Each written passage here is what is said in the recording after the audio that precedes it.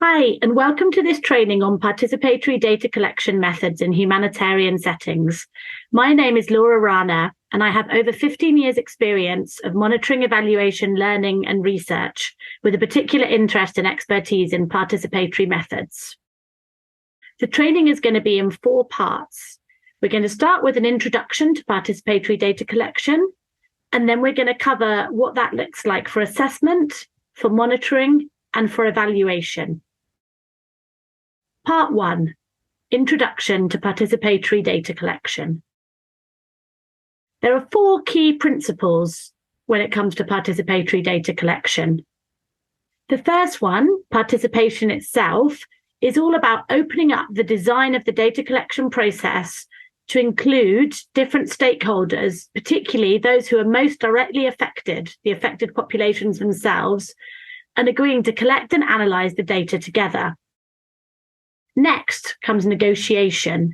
The inclusive nature of participatory processes means you have to negotiate between different stakeholders about different aspects of how you're going to collect data, who's going to be involved, when, and how you're then going to process and analyze that data, and then go on to share the findings and take action based on the recommendations.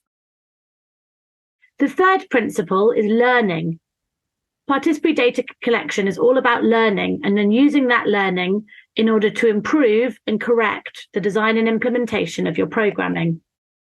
The final principle that's really important is flexibility. This is important for any data collection process, but particularly when it comes to using a participatory approach, given all the different factors that can change over time and the unexpected nature of both the process itself and the findings that you can uncover. We can also define participatory data collection in terms of it's not. For example, King has highlighted that simply inviting different stakeholders to be involved in the process in some way does not necessarily mean that you're making the data collection process participatory. It's not just about having contact between whoever is leading the data collection process and the people from whom the data are being collected. What makes the process participatory is different stakeholders, particularly program participants, playing an active role and getting involved throughout the process. Participatory data collection can be seen through a continuum, noting that the word participation itself can be controversial in terms of some of the connotations, and there's the debates in terms of the within the humanitarian sector about what we mean by participation. So this diagram that I'm showing here, which comes from Alexander and Bonino, it's been specifically developed in relation to evaluation, but it can be more broadly applicable to different kinds of collection processes. And you can see that it shows a continuum between a top-down process. This would be the least participatory type of data collection process, where program beneficiaries are simply a secondary data collection source. So you're not even having any kind of contact with program participants or any kind of direct stakeholders to collect any data from them. Going all the way through to the most bottom-up or the most participatory data collection process, where stakeholders and particularly affected populations are involved in deciding what and how to evaluate. So they're really involved from the very beginning in deciding what the scope of that data collection exercise should be. And then, as you can see, there are various dimensions within the continuum that's in between kind of the least and the most participatory process. So this can help us when we're thinking about designing a data collection exercise, what the scope of that participation might look like, what's realistic given various contextual factors. So next, why is it important to use a participatory approach? Why do we think it's a positive thing to do? The first rationale is a value-based or normative rationale, so that we think it's the right thing to do from a moral perspective in terms of the rights and dignity of affected populations. We should enable them to play a role in data collection exercises that are all about them. The next is an instrumental rationale. So beyond it being the right thing to do, using participatory approaches to collect data make humanitarian programs more effective. And thirdly is the emancipatory rationale. So participatory data collection can be one aspect of addressing structural inequalities within the humanitarian system, giving voice and agency to those who are most affected and also most marginalized, helping to be part of the Shift the Power movement. Next, it's really important to emphasize that it doesn't have to be a case of all or nothing. It's not like you just design a data collection exercise and you either decide it's totally participatory, so going for one end of the continuum, or you decide it's not possible to use participatory methods at all. You might have a data collection exercise that's involving different kinds of tools and processes, and maybe you decide to make some of that data collection exercise participatory to some degree, but other aspects you use more conventional approaches, depending on what the objective of the exercise is and the various contextual factors that might affect the scope of what it's possible to do. Participatory data collection, just like any kind of data collection, has various risks and challenges, and they can range from operational challenges related to accessing affected populations, for example, in order for them to be involved in the process, reinforcing power dynamics as opposed to using the participatory data collection process to open up and try and shift those power dynamics, and the related aspect of tokenistic participation, where you're kind of going through the motions of consulting people rather than actually doing so in a substantive way. Again, related to power dynamics, you have to be careful around the influence of gatekeepers and, particular groups coming in and dominating the process. And then protection risks can be particularly acute in context of participatory data collection, in terms of thinking about what you're exposing the affected population and others involved in the process too. There's also, as with any data collection process, but particularly with participatory methods in terms of the resources entails, it's the opportunity cost of investing finance and human resources and other types of resources in the participatory data collection process that could be used in other ways. And that's both for humanitarian organizations and also for the affected populations themselves. So thinking about how they could use that time alternatively, raising expectation through the process that you're not ultimately able to meet through programming, particular data quality and ethical issues arising from, and this is particularly if you use peer-to-peer data collection processes, and thinking about the implications for usability of the data and confidentiality, participation fatigue, particularly in long-term humanitarian settings with lots of different agencies, and maybe people are, feel like they're being bombarded from all directions with requests to participate in data collection, and they're a bit sick of the whole thing. And then the unpredictable nature of the process itself and its findings, which is one of the most exciting aspects of participatory data collection, but it can also bring challenges. There is various ways in which we can address these risks and challenges. For example, starting with conducting what's known as an evaluability assessment. So this involves looking at the likelihood of different risks and challenges and considering what the implications are. Making sure you always have a backup plan or a plan B, which could include remote data collection, for example, in settings, particularly conflict settings where there might be access issues. Really thinking about, with every decision you make, who's implicitly being included and excluded from the process. Making sure everyone's clear on the safeguarding protocols, including what to do in the event of disclosures. Making sure that the training you're doing isn't just theoretical, but involves role plays or even piloting the data collection tools through the training process, so that you can start to understand in a real life setting what kind of risks and challenges you might encounter, and thinking about how you might address those proactively before you actually start rolling out the data collection process. And then making sure that you organize logistics in a way that makes things as easy as possible for the participants to get involved.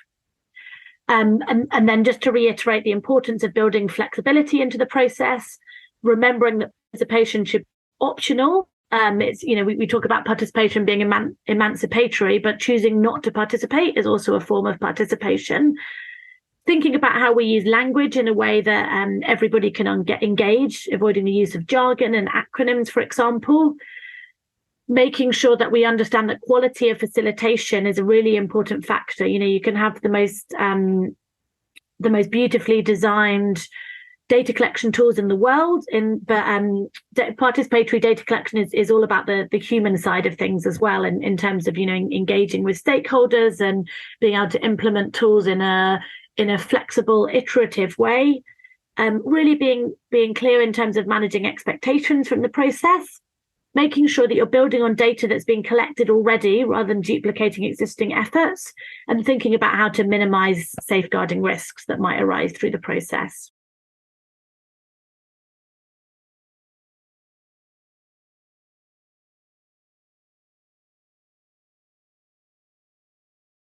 So now moving on to part 2, I'm going to introduce you to 4 different participatory data collection tools that could be used for assessment. But firstly, just to clarify that each of the data collection tools that we're going to talk about, I'm framing them in terms of tools that can be used for assessment, for monitoring and evaluation. But really, it's just about providing you with a toolkit. I mean, you'll see that some of the tools, like the ones that are being presented as tools for assessment, can also be used for monitoring and evaluation and different types of data collection, and vice versa. And all of these tools, the idea with participatory data collection is to play around with them and adapt them in terms of different geographical contexts, different contexts in terms of the humanitarian challenges that are being addressed on the grounds, different types of stakeholders that you're involving in the process, for example, young people, people with disabilities. So really you need to start with the objectives of the data collection exercise and thinking about which of these tools might be the most useful and the most feasible, and then how you might have to adapt them given the scope of what you're trying to do. So the first tool we're going to look at is the yes, no, maybe tool. And I'm providing you, this is an example of a tool that I actually use myself as part of a child-friendly complaints, feedback and response mechanism pilot that was conducted in the Rohingya refugee camps in Cox's Bazar, Bangladesh. And basically the idea with this tool is you develop a series of statements, and you can see that we started just with an example statement to get the participants used to the process. So the example of this tool, we were specifically asking children to give us their feedback about the primary healthcare centre and the health post, and different dimensions of feedback around that particular service that we were offering. So you'd read out the different statements, and then you would get the participants to say whether they agree, they don't agree, or they're not sure. So their response to each statement would be yes, no, or maybe. And then you can quantify the responses to get a sense of, how many people are saying yes, no, or maybe, and then facilitate a discussion to understand the reasons why people are giving those different responses. So it's a mixed methods data collection approach where you can get some qualitative data to explore the quantitative patterns that you're seeing. The next tool is known as participatory mapping. And participatory mapping is a flexible tool. So I've given you some examples here of different kinds of things that you map. So, for example, you can develop social maps that can map different aspects of sort of the social dynamics of a setting. You can develop risk maps to understand where people are feeling safe or unsafe, for example, within a refugee camp or, a particular urban setting, for example. Maps that specifically show services and resources, and they can be general or they can focus on a specific sector. Mapping is often used in the context of defecation, so understanding where people go to defecate at the moment, in terms of an assessment like for a sanitation initiative, for example. And then I've given you a reference that you can look up to a related methodology that's known as transect walks. So here are just some examples just to help to bring the methodology to life. So you can see some examples. So the first example I'm going to show you is the output from a resource mapping exercise. So you can see here's a community and the participants have mapped different kinds of resources. And then this second example is a mapping to understand gender dynamics in terms of different aspects of work on a farm. The third participatory data collection method that we're going to use focused on assessment is body mapping. And the idea here is that you draw a picture of a body. So depending on the context, whether it's an appropriate or not, you can get the participants to literally physically lie down, and then you can, in pairs or in groups, they can draw around one of the participants. Children find this particularly fun, for example. But in other contexts, it might not be appropriate to do this. And so you can just get people to draw a picture of a body. And then using imagery or writing, depending on the context in terms of literacy, or with children, for example, they particularly enjoy visual representation. Then you can explain that different aspects of the body represent different things. For example, the head could represent thinking and learning. So you could ask people around, for example, an assessment stage, as a result of whatever emergency setting you're in, how was the way you think or the way you learnt had to change as a result of this emergency. The body, for example, can represent health. So you can ask, for example, how's children's health being affected if you're looking to design an intervention focused on children's health. But again, you can play around with this methodology, and the different parts of the body can mean different things. The fourth method that we're going to look at in terms of participatory assessment is ranking. And again, this is a flexible methodology and also what I would call a mixed method. So the ranking exercise can generate quantitative data, but then you can also then have a participatory discussion as part of the process to understand why people are ranking things in a certain way, to get the qualitative data on the rationale, explaining the reasons for the ranking. And again, you can do different types of ranking. For example, wealth ranking is a specific type of participatory ranking, which can help with targeting. Pairwise ranking is another specific type of participatory ranking, where you get people to rank categories against each other in pairs. And then a related methodology that is called piling. And this is where you give groups a pile of stones or beads or seeds or whatever kind of materials you might have available within the setting that represents a total. And then you get them to divide them up in different ways. For example, you might give them 20 seeds, and then they'd split those up in a way that can represent different types of information. So then again, here's a specific example to help explain what I mean by pairwise ranking. So this was when they were looking at which of these different types of problems identified within a community, which of these are the most significant. So they got them to rank the different problems against each other. And here's an example of a wealth ranking exercise. So they got the participants of the exercise to design different to define different wealth categories: rich, middle class, poor, and very poor. And then they went through and ranked all the different households within that community according to which criteria they thought they belonged in. And then this could be used for a targeting of an exercise, for example, like if an intervention was designed to target the most marginalized or the poorest within a community.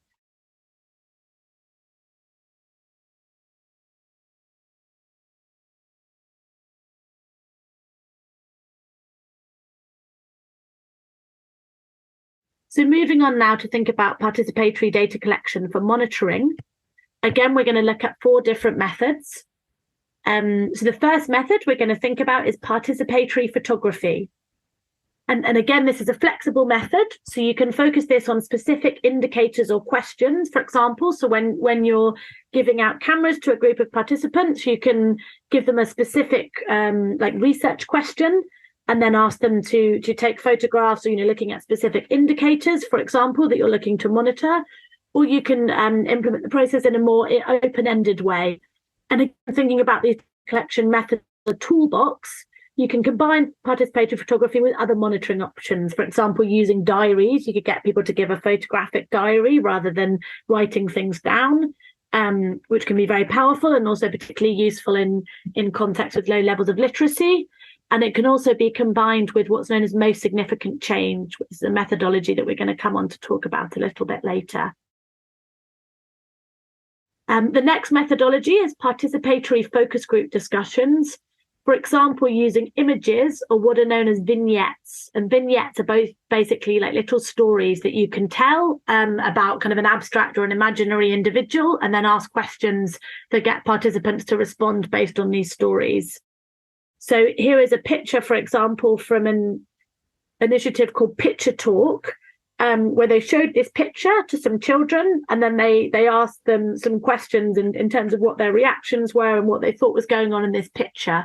And these kind of images and vignettes can be particularly useful when you're trying to collect data on sensitive issues, for example, domestic violence or corporal punishment, and maybe you don't want to ask people directly what their experience has been, because obviously people, wouldn't like to talk about this kind of thing. So you can ask about it in an indirect way and collect some accurate and usable data on these kinds of issues. And focus group discussions are typically thought of as a qualitative methodology. You're having a discussion, you're collecting qualitative, like narrative information, but they can also be used to generate quantitative or numerical data.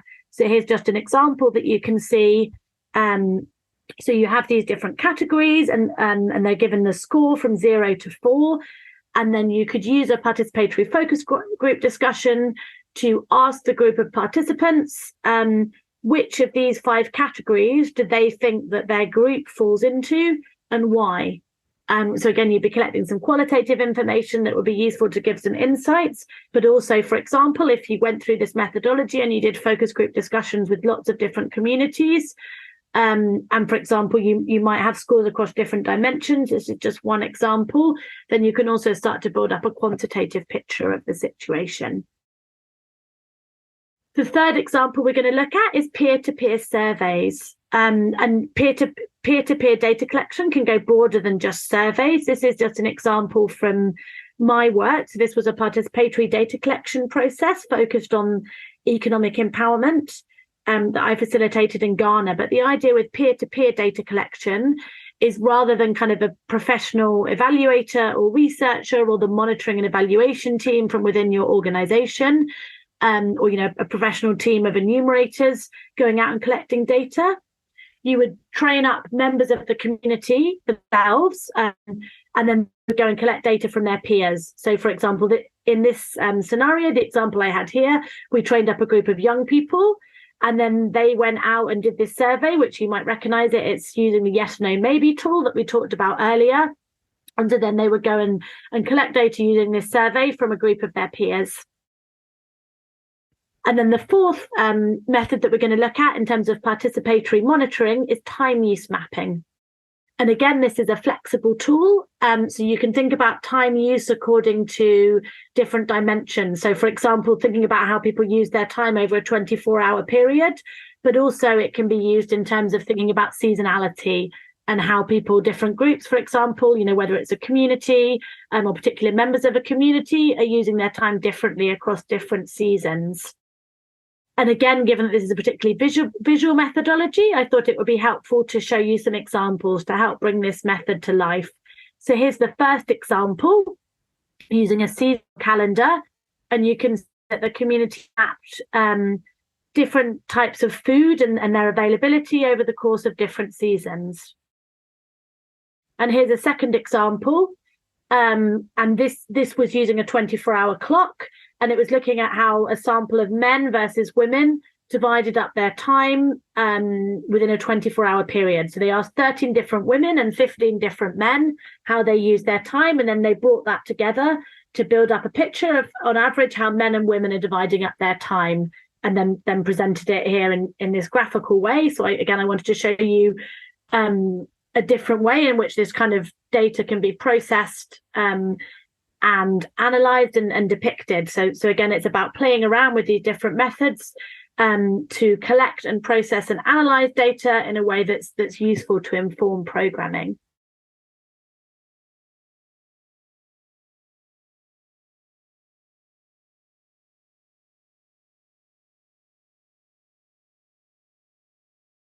Finally, we're going to talk about participatory data collection for evaluation.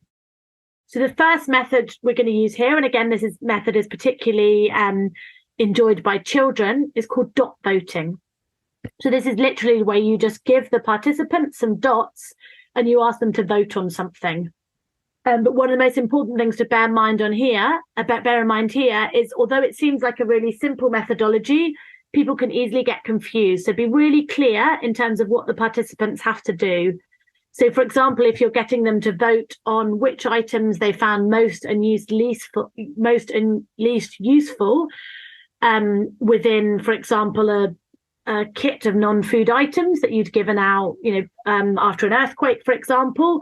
You might want to have pictures of the different items, and then you could give each participant, for example, 3 red stickers and 3 green stickers, and explain to them that the 3 red stickers should be used to vote for the 3 items that they found the most useful, and the 3 green stickers should be used for them to vote on the 3 items that they found the least useful. But you can also keep it simpler than this and just give everybody 1 sticker and just say, right, with this 1 sticker, I want you to say which one was the most useful. And then again, so this would generate some quantitative data, but then you can facilitate a follow-up discussion to understand why people are finding certain items more and least useful. And obviously, if you can't get hold of stickers, particularly in a humanitarian setting, where we face resource constraints, you can just give everybody a pen and ask them to tick which ones they find most or least useful, or just play around with whatever resources you have available to undertake this kind of exercise in a similar way to generate this kind of data. The second method is what's known as the H frame. And so you literally draw, as you can see in the picture here, you draw an H. On one side of the H, you do a smiley face, and you ask people when you're giving feedback on an intervention, you ask people under the smiley face to record, and this could be using pictures, or you can ask people to call out and then you write them down, or you can give people Post-its and they can write things down. But the smiley face is for positives or strengths. And then on the other side of the H, you have a sad face or an angry face, and then that's for the negative side of things, so weaknesses or things that people are unhappy about. And then in the middle you have a light bulb, and that signifies suggestions or recommendations they have to improve. And again, you can facilitate a discussion, so you get this qualitative kind of information, but you can also, through facilitating a discussion, start to see some quantitative patterns, because you might see that there are kind of clusters of responses where multiple people are citing the same thing as a weakness, for example, or giving the same suggestion. And that would indicate that maybe that's something that a lot of people are suggesting, could be improved. And then obviously that recommendation would have more weight than if you're sharing it back, if multiple members of a group were saying it rather than just one person, which might indicate that, it was just an issue that the one person was experiencing. So now coming on to what's known as the most significant change. So this is a tool for participatory data collection analysis that doesn't use predefined indicators, which means it can be particularly helpful for understanding complex change, unexpected change, and really understand what impact or change means to the people that you're trying to impact. So in this case, it would be, whatever affected populations that you're trying to support through your intervention. And it's a simple method, so there's not lots of technical barriers to getting involved. And it basically provides a structured process for collecting and analysing stories of change. And this method was invented in Bangladesh by a couple of researchers back in the mid-1990s. So it's been around for a while. And again, like all of these methods, there are different ways in which it's been adapted. So the most significant change method has 10 key steps. So firstly, generating interest and commitment from everybody to participate, and getting that engagement and the buy-in. Then you want to define the different domains of change that you're going to explore. And ideally, you'd have 3 to 5 different domains of change, basically the different categories. So, example, you might be looking at changes at the individual level, changes at the household level, and changes at the community level. And then it's also important to include an open domain where people might just have a story of change that doesn't fit into any predefined categories. You'd also then want to define the reporting period that you're looking at in terms of the change. And then you would go about collecting the stories. So you'd ask the question, you bring a group together, the question, looking back over the last year or the past 3 months, for example, what do you think was the most significant change in whatever the domains are that you're looking at? So at the individual level, then you might ask again, what about the most significant change at the household level? And then again at the community level. And then you would ask the community members to select. So you'd collect different stories. For example, you might have 10 different stories, and you'd ask them, from among all these stories of change, which of them do you think was the most significant change and why? And that selection process you can do with the initial community who shared the stories, but then you can also take those stories to different groups of stakeholders and also ask them to reflect on what they think is the most significant and why. And then so basically it's a way of understanding how different types of stakeholders view impact, and what's significant to them and why.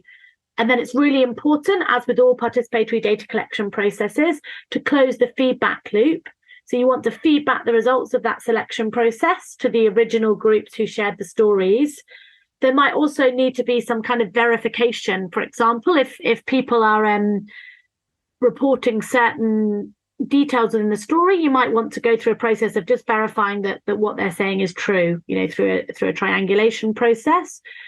If you're conducting this exercise at scale, you might want to undertake some kind of quantification. So again, this is a qualitative method, but you can look at doing some quantification to understand trends in terms of different types of changes that are occurring in different contexts and patterns around what people, how people define significance.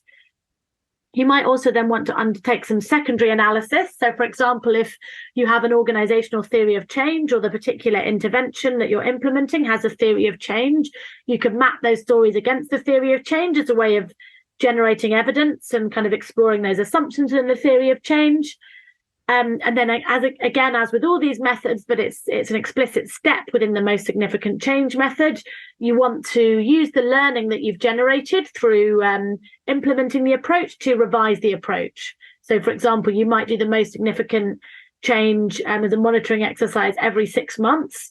So you might do it the first time, and then 6 months later, you might adapt the way you do it based on the learning from the first time that you implement it. And then just to give you some tips for collecting stories using most significant change, you want to emphasize to the group of participants that you're interested in not just positive changes, but also negative changes.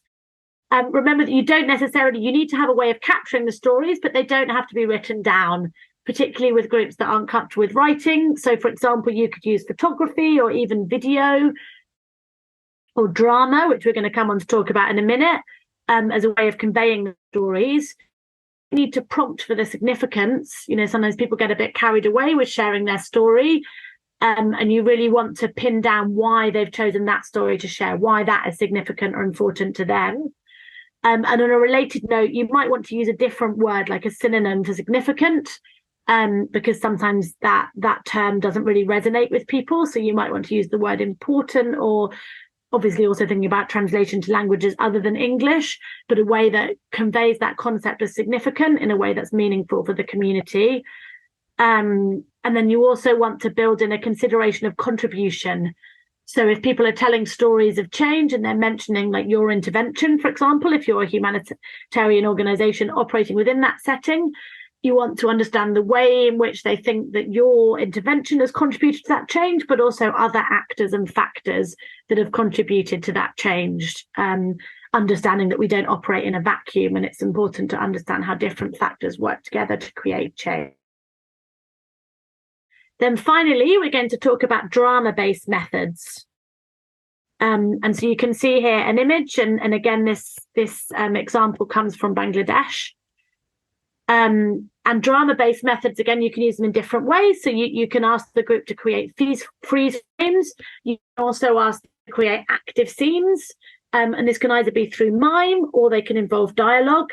And as well as being a useful way to collect data, for example, so we're talking about evaluation, you might ask them to create a drama to depict the situation before the intervention and then after the intervention, to show a comparison. But it also helps the participants to reflect on the experience themselves, as well as collecting useful data kind of for evaluation purposes. It can be particularly helpful for understanding attitude and behavior change. And for this method, it's particularly important to reiterate the idea of participation being voluntary. So not everyone might be comfortable for being directly involved in the drama and, kind of acting in front of a group. So think about different roles that people can play to be involved in the process if they're not comfortable with the actual acting. And then drama can also be used to communicate findings and recommendations from a data collection exercise, where the data itself has been collected through some of the other methods we've talked about. In terms of going back to close the feedback loop.